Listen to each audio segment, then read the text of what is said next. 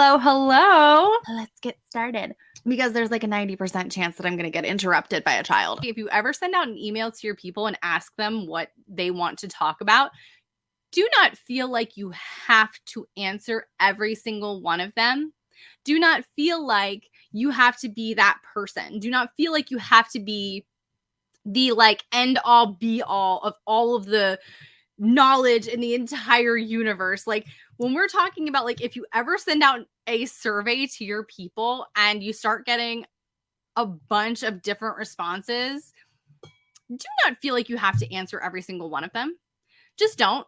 Please trust me on this. Like this is just something that like I have made this mistake in the past. I've asked my people what they wanted to hear about, and the answers that I got, some of them were all over the place. Some of them made me, and this is like, again, this everything kind of points back to you. Everything points back to where we as people see ourselves and see our businesses and shortcomings that we might have.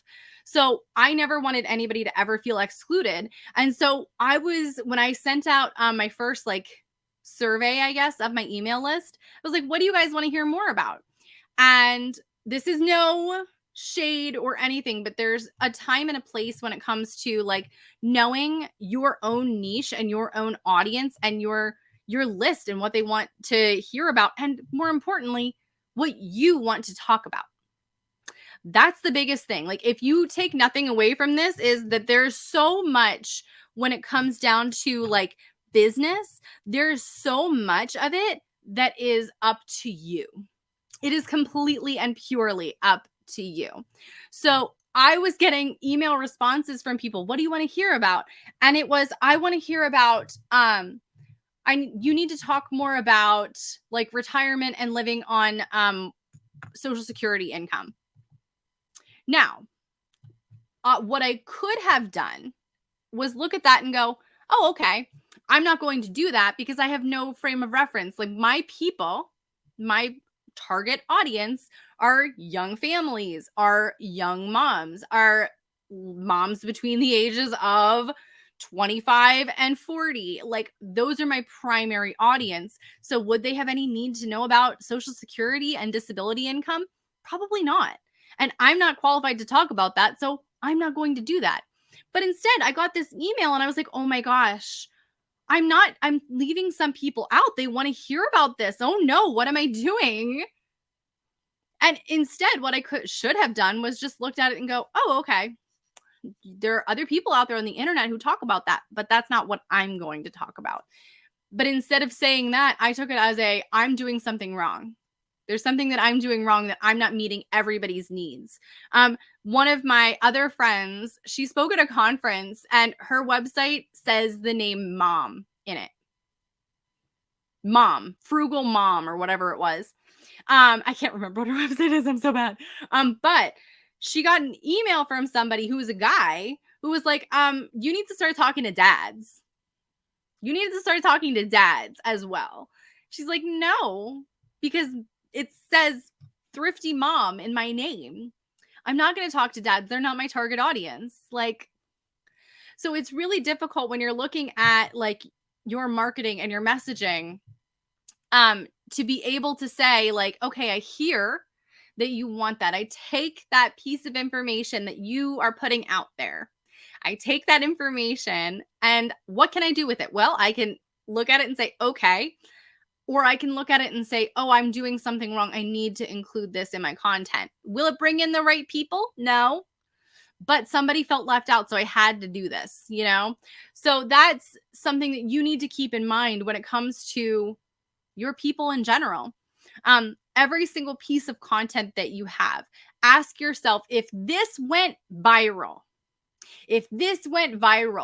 would I get the right people on my list? If this went viral today, would this fill my list with people who are ready and willing to buy from me? If the answer is no, then don't write that piece of content. If the answer is no, get rid of that opt-in off of your site. If the answer is no, but the post is getting you a lot of traffic, make sure that you change the opt-in to match your primary niche, the content that you actually want to talk about, so that you don't feel like you are trapped talking about essential oils if your blog isn't about essential oils, but you have that one post that did well a few years ago and it's still getting traffic. You don't have to delete the post. You just have to make sure that your opt-ins reflect what it is that you're talking about now, the direction that you want to go with your business now. So that's my big spiel about that. Susie says, I used to do an annual survey, but I haven't done it in 2 years. My surveys give a multiple choice plus other. Yes. And something else about surveys, we've done surveys, like I did a Google form. I did not Mobile Monkey, Survey Monkey. Is that right? We did one that had monkey in the name of it because I thought it was cute. We'd done a lot of different kinds of surveys, but ultimately what we found was the easiest thing was I'm gonna call it the Kate Doster approach. What she recommends is sending a 1-sentence email with like no formatting, no HTML, like click here for related posts or anything, just something that looks like it was sent by you, like a direct send from you. Like, hey, how's it going with your niche, the problem that you know that your people are facing? And then at the end of it, hit reply and let me know. Now, this is my disclaimer. Be prepared for the amount of emails that you're going to get. Be prepared for the amount of emails that you're going to get. Most of them are going to be fine, but there are definitely, like, I've gotten emails and I'm like, why was 8 paragraphs what we had to write here? So I do like the idea of surveying your audience, but it is kind of one of those things where it's having a relationship and a rapport with your audience before sending out a survey, I think is a really helpful thing.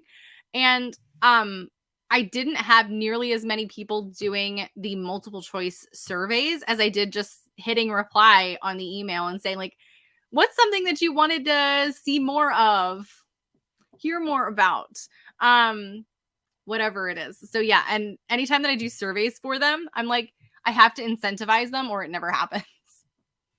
It's just my people, and that's okay. I have no problem doing $25 Starbucks gift cards. I'll do a drawing at the end of the day, and there'll be a winner for a $25 Starbucks gift card. So that's the long and short of it. All right, everybody. Whew. It is a lovely spring day with hail here. And yeah, it's going to be a fantastic, fantastic week. And I cannot wait to see what you guys do with your blogs and businesses this week. And so I will see you guys around. Bye.